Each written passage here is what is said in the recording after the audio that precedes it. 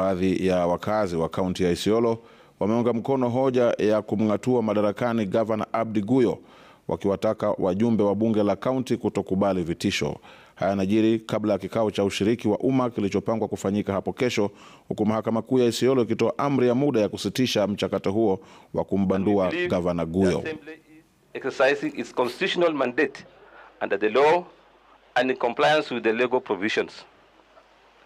We have also been provided with the opportunity to provide our feedback in public participation exercise slated for Wednesday, 18 June 2025, and we strongly encourage all communities members to turn out in large numbers and participate in this important civic activity. Jamii ya Isiolo musitishwe na mtu anaitwa Guyo.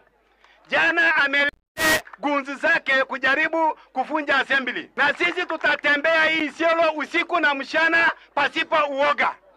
Hatutausiwa uoga.